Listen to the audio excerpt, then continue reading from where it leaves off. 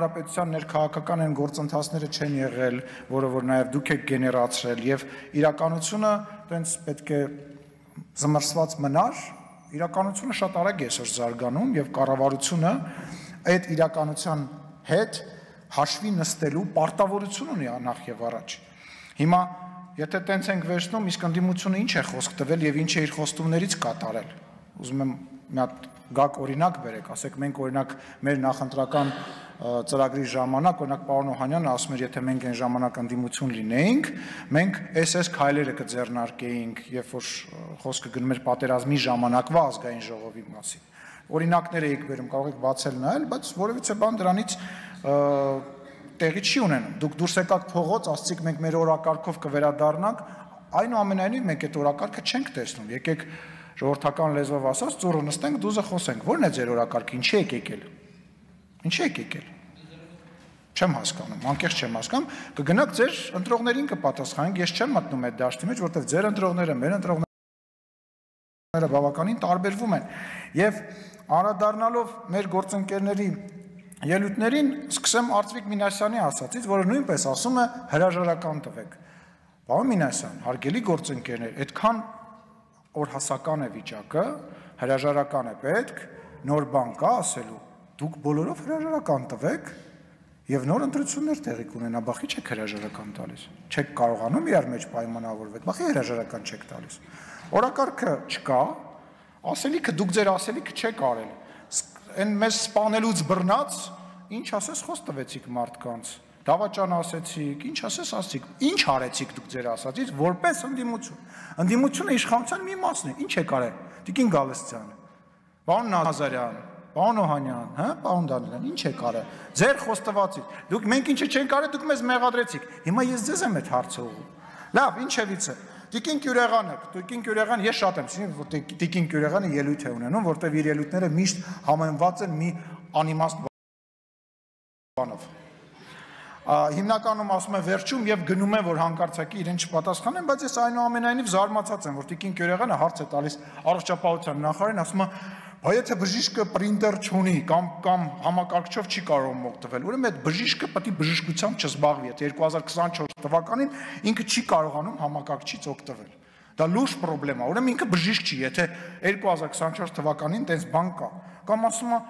մեր Բաքում ինչ էին անում այդ ասածներին պարոն Միրզոյանին արձագանքելով, կարամ հիշացնեմ ինչ էին անում, գլուխը խփում էին զուգահեռնակոնքին, որ մեռնի։ Հիմնականում դաշնակցականի հետ է տես դեպքերը։ Բա դրա մասին։ Գեղամ Մանուկյանը ասում է, զինվորականները տարբեր շորերով են, դրանից մի քանի նախադասություն առաջ ասում է 5000 հոգուց 2000 քանիսն են հանձնել եւ այլն։ Բա դրա համար չեն կարողանում հանձնել։ Բայց բարեփոխումները հենց դրա մասին է։ Բայց ով ասեց, որ այդ բարեփոխումները, այդ քննությունը նրա համար է, որ 5000-ից 5000-ը հանձնեն։ Դրա դենց հլեր չեն կանի այդ ամեն ինչը։ Աննա Գրիգորյանը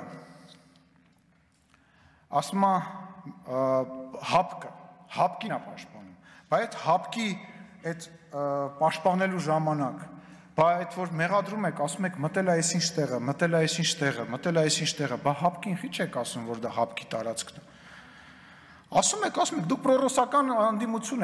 պրոռուսական ընդդիմություն եք,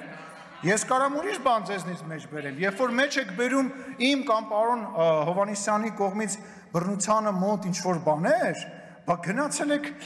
10 հոգի Երևանի կենտրոնում գնդակահարած մարդու ցուցակով եկել եք ստեղ,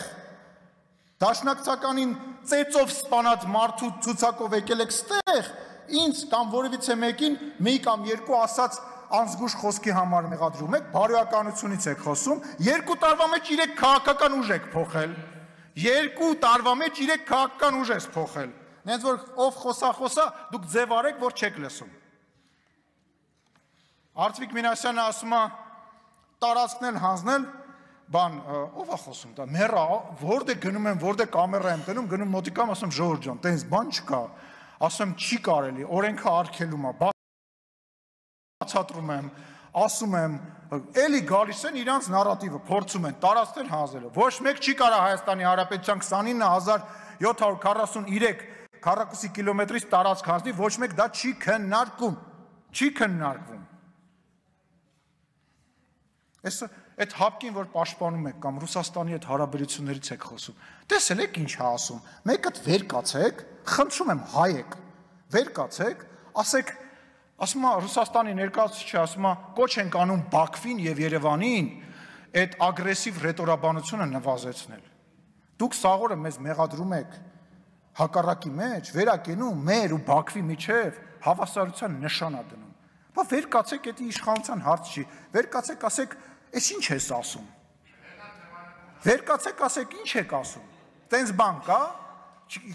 մենք խաղաղության խաչմերուկ, էլ անդադ խաղաղություն, ասում է մեկն ու մեկը ռիսկ չի անում բանասի։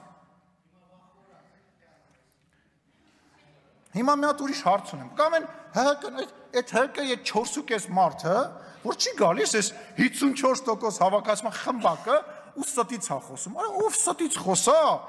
դուք ձեր Սերժով, ստի արքայով, Այն որ առաջի թռիչքը ես եմ անելու Ստեփանակերտ, Արմենիկումը, հələ հարցրեք մեռը ասելով ինչ եղավ այդ Արմենիկումը 1999 թվականից սպասում ենք Հյուսիս հարավը, ես այլևս չեմ առաջադրվելու որպես վարչապետ, սուտ բառը եւ Սերժ Սարգսյան բառը հոմանիշներ են Հայաստանի Հանրապետությունում։ Սուտ բառը եւ Սերժ Սարգսյանը հոմանիշներ են։ Դրա պատճառով էլ իշխանությունը կորցրեց նաեւ։ Կամ որ Աննա Մկրտչյանը, գայս կոռուպցիայից է խոսում։ 14 գույք հայտարարագրել է հայրը։ 11 գույք, որից 6-ը անշարժ, 4-ը 28 տարեկան է, մի անգամ ավականի է եղել։ 6 անշարժ գույք, 4 հողամաս, մի շինություն ինքն է հայտարարագրել, 14 գույք հայրը, որեն 4 հատ է քրեական գործ կոռուպցիայով։ Եկել այստեղ կոռուպցիայից է խոսում։ Ասենք կամ այդ ստոր բանը, որ գայս մա հարյուրավոր գերիներ ունենք, չէ ասեց հարյուրավոր, գրել եմ մոտս, հարյուրավոր, այսինքն 100-ից ավել, հիմա այդ խեղճ մարդկանց էմոցիաների վրա ասենք հիմա որ այդ մարդիկ վեր կենան գան, իրա մոտ, իրա գրասենյակ, եթե գործի լինում, ասեն, անեմ հատ ասա, ինչ ինֆորմացիա ունես, կարող է մեր երեխան սաղա, կարող է ինչ-որ բանա պետք անել, ինչ ես տես բան ասում,